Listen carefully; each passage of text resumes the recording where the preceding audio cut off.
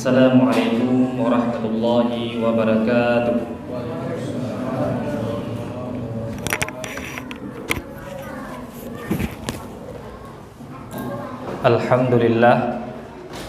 Alhamdulillahirabbil alamin. Wa bihi nasta'in. Wassalatu wassalamu ala sayyidina Muhammadin wa ala alihi wa ashabihi ajma'in. Amma ba'du. Puji syukur pada Allah Subhanahu wa taala atas segala nikmat dan karunia-Nya, sehingga dengan nikmat dan karunia Allah kita bisa dikumpulkan di musalla yang kita cintai ini. Kemudian selawat dan salam kepada Nabi besar Muhammad sallallahu alaihi wasallam, junjungan alam yang dijadikan oleh Allah Subhanahu wa taala sebagai contoh bagi umat manusia dalam kita menjalankan kehidupan ini, sehingga setiap orang yang mencontohi kehidupan Nabi sallallahu alaihi wasallam pasti akan selamat di dunia maupun akhirat kelak. Kaum muslimin rahimakumullah, alhamdulillah kita malam ini memasuki fase yang kedua, yaitu 10 yang kedua daripada bulan Ramadan. Kalau dikatakan itu adalah fase maghfirah.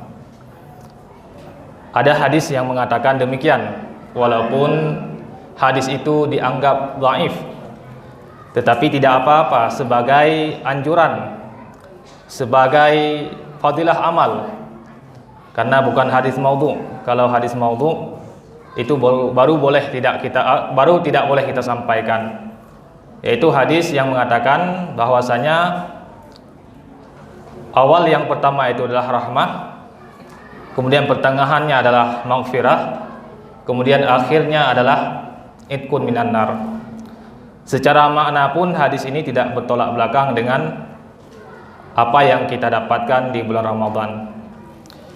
Kaum muslimin rahimakumullah, di dalam Al-Qur'an Allah berfirman, wasari'u ila maghfiratin mir rabbikum wa jannatin arduhas samawati wal ard. Dan bersegeralah kalian kepada ampunan Allah dan surga seluas langit dan bumi, uiddat lil muttaqin, yang mana surga itu disiapkan bagi orang-orang yang bertakwa. Kemudian setelahnya disebutkan ciri-ciri orang yang bertakwa itu bagaimana. Banyak ayat-ayat yang menyebutkan tentang ciri-ciri orang bertakwa, tapi di dalam ayat ini disebutkan ciri-ciri orang yang bertakwa diantaranya adalah orang yang memperbaiki hubungannya dengan manusia, selain juga dia memperbaiki hubungannya dengan Allah Subhanahu wa taala.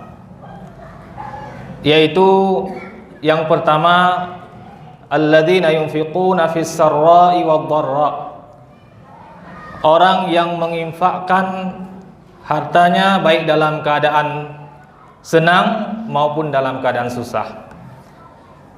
Ini yang pertama, dikatakan orang yang gemar memberikan infak, baik dia dalam keadaan senang maupun dia dalam keadaan susah. Ini ciri yang pertama yang disebutkan.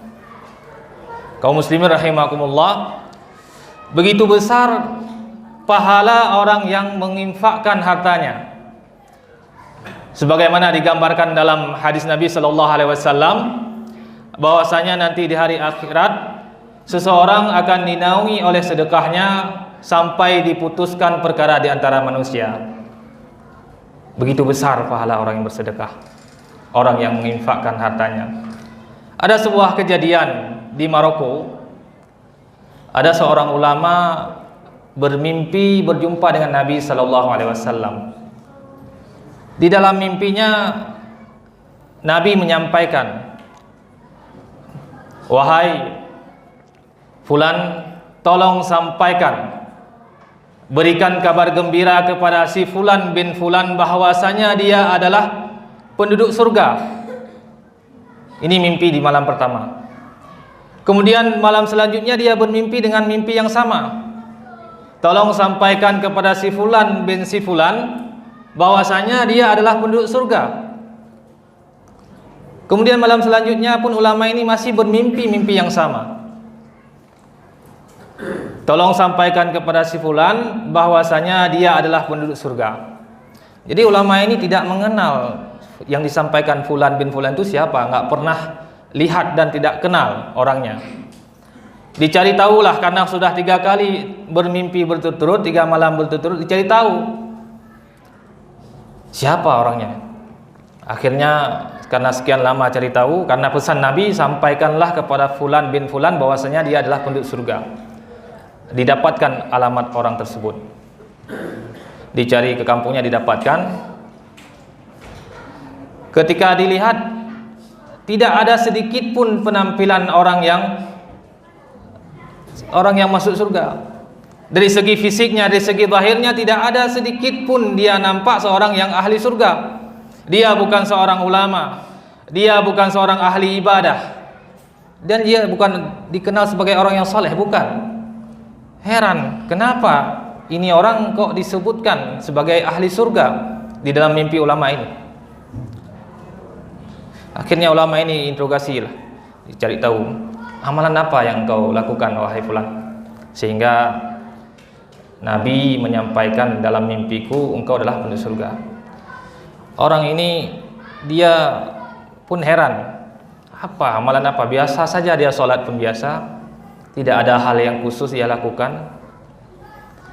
Dia katakan, saya ada tetangga meninggal, dia meninggalkan istri dan anaknya. Sejak saat itu saya berazam dalam diri saya bahwasanya saya akan memberikan bantuan kepada tetanggaku ini, yaitu kepada istri dan anaknya. Setengah gaji saya berikan kepada orang ini, kepada tetangga saya. Itu yang diazamkan dan diberikan setiap bulannya. Dia berikan nafkah, dia berikan belanja untuk tetangga tersebut.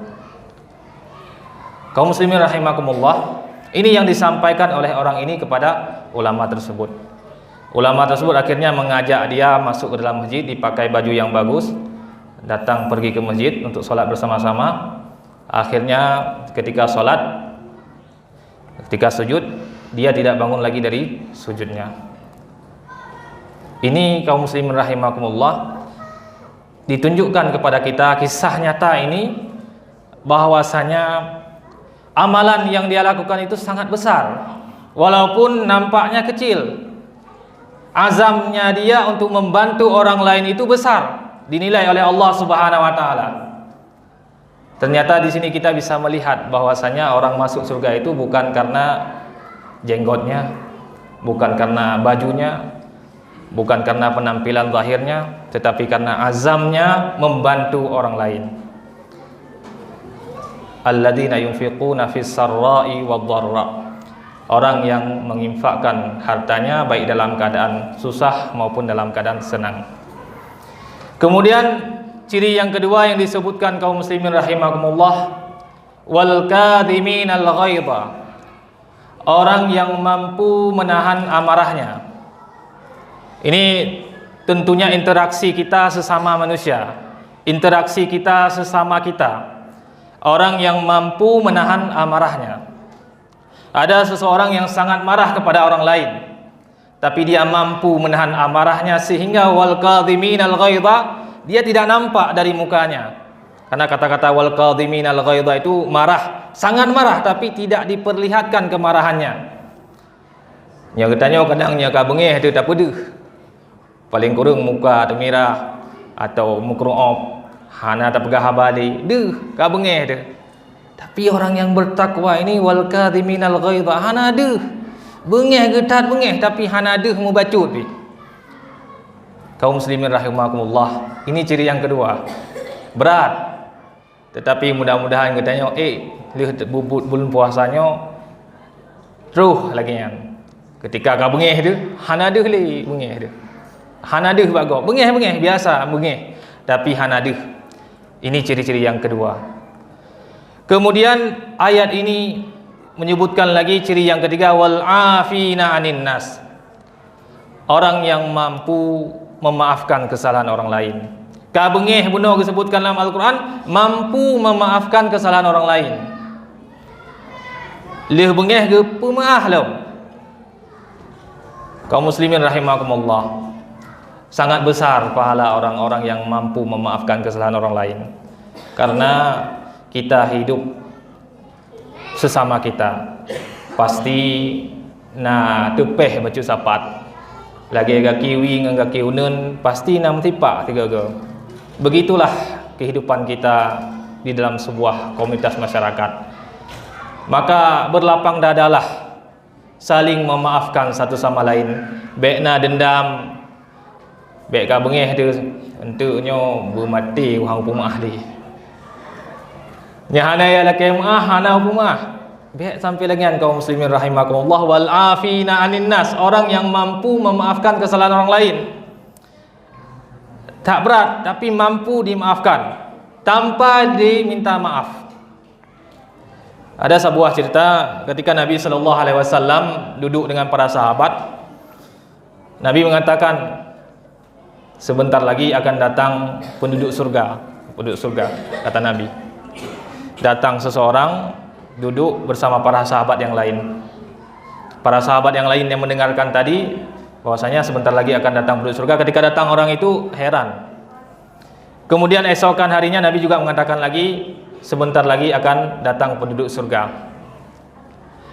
Kemudian ada salah seorang sahabat yang namanya sahabat kaum muslimin rahimakumullah, mereka berlomba-lomba dalam melakukan kebaikan. Kalau tidak salah namanya lah Sa'ad bin Abi Waqqas, ingin mengecek amalan apa yang dilakukan oleh orang ini sehingga Nabi mengatakan dia itu penduduk surga. Akhirnya dicari alasan sehingga dia bisa tidur di rumah orang tersebut yang dikatakan oleh Nabi penduduk surga. Gekalan malam pun hana ibadah, dalam artian tidak seperti sahabat-sahabat yang lain atau tidak seperti orang pada umumnya bangun tahajud kemudian salat malam, biasa saja orang ini. Kemudian malam kedua dilihat juga tidak ada, malam ketiga juga tidak ada. Akhirnya ketika dia mau pulang, dia berani bertanya, wahai fulan, kami di majelis pernah mendengarkan bahwasanya engkau adalah penduduk surga. Amalan apa yang engkau lakukan? Kata sahabat ini, saya tidak melakukan amalan yang luar biasa.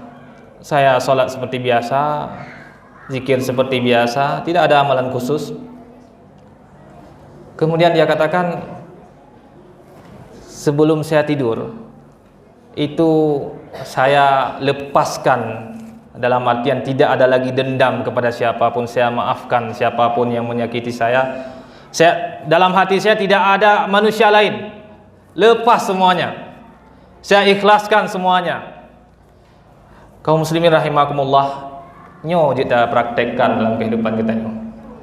Sebelum tanit, ya Allah ya Rabbi, so menteng yang pernah kun kelung, so menteng yang pernah fitnah lung, so menteng yang pernah berbuat zalim kepada lung, kalun pemaah ya Allah ya Rabbi. Dalam hati kita nyo nya sebelum pulang kita nyo hidup dalam bermasyarakat nyo. Pasti nah, kadang bata duduk bak pos jaga rum tak pegah. Pak gesik kita gura ka lawitnya, kam lain. Maksud. Nyan harus mandum ketanyonya harus saling memaafkan satu sama lain. Kenapa kaum muslimin rahimakumullah? Di akhirat nanti ketika orang mau masuk surga, takutnya terhalang dengan dosanya kepada kita. Ada orang sudah naik haji, ada orang sudah umrah, ada orang sudah iktikaf di bulan Ramadan, baca Al-Quran, khatam Al-Quran. Tidak ada yang menghalanginya dengan surga. Yang ada adalah pernah satu ketika bak geduk-duk roh pegah gedanyo. Di gedanyo hana ada depu. Hana ada pemah karena hana depu.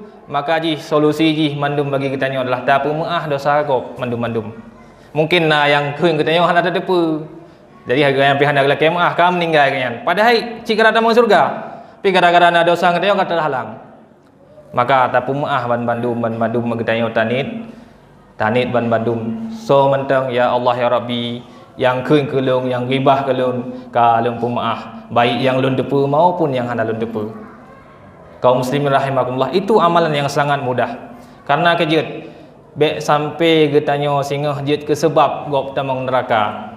Bek sampai gara-gara getanyo jut sebab gop tamong dalam neraka. Sedangkan surga yang digambarkan oleh Allah seluas langit dan bumi. Tak luah surga. Bek sampai gara-gara getanyo tamong gop dalam surga. Tapi kita jadikan diri kita sebagai asbab orang masuk ke dalam surga. Gara-gara kitanya orang masuk ke dalam surga. Jangan sampai gara-gara kita ini orang masuk ke dalam neraka. Maka amalan yang paling mudah adalah mengikhlaskan. Tidak ada dendam. Sebelum kita tidur kita niatkan semuanya, ya Allah ya Rabbi, saya sudah maafkan kesalahan saudara-saudara saya, baik yang saya ketahui maupun yang tidak saya ketahui. Ini kriteria yang ketiga yang disebutkan di dalam Al-Quran. Kemudian di akhir ayat Allah sebutkan wallahu yuhibbul muhsinin, dan Allah suka kepada orang-orang yang berbuat ihsan. Bagaimana maksud ihsan ini? Ihsan ini adalah bukan kita membalas kebaikan dengan kebaikan. Bukan berarti ketika ada orang berbuat baik kepada kita, kita balas kebaikan. Itu bagus. Ihsan ini adalah ketika ada orang yang berbuat jahat kepada kita, yang kita tahu dia fitnah kita, yang kita tahu dia ribahin kita, yang ikutnya OBE, kita masih mampu berbuat baik kepada dia. Tak jok kuah pli, tak jok kuah belangong, yang cukup gak orang. Allah sangat suka. Wallahu yuhibbul muhsinin. Allah sangat suka kepada orang-orang yang muhsin. Kaum muslimin rahimakumullah, inilah kriteria orang-orang yang bertakwa yang disebutkan di dalam Al-Quran. Salah satu yang sangat penting adalah menjaga hubungan kita sesama manusia. Mungkin dosa kita dengan Allah Subhanahu wa taala, Allah itu Rahman, Rahim. Allah Maha Pengasih, Maha Penyayang. Allah sayang kepada hambanya melebihi seorang ibu sayang kepada anaknya. Tetapi yang kita takutkan adalah dosa sesama kita, dosa sesama manusia. Itu yang sangat kita takutkan. Hanglah deh, ya deh.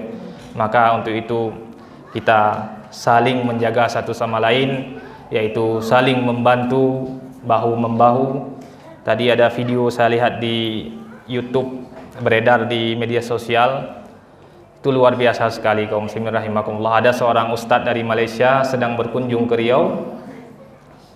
Namanya Ustadz Ebit, orang jamaah tabligh kalau tidak salah saya. Beliau berkunjung ke Riau.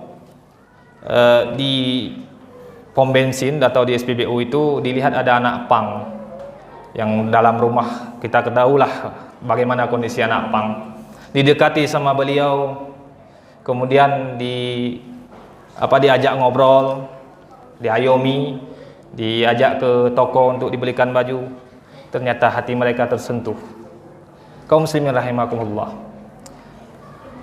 ternyata bukan salah mereka, tapi salah diri kita yang tidak peduli dengan mereka. Itu video yang sangat luar biasa, motivasi bagi kita semua. Mudah-mudahan kita bisa melaksanakannya ketika kita melihat hal-hal yang demikian. Hadanallahu wa iyyakum ajmain. Assalamualaikum warahmatullahi wabarakatuh.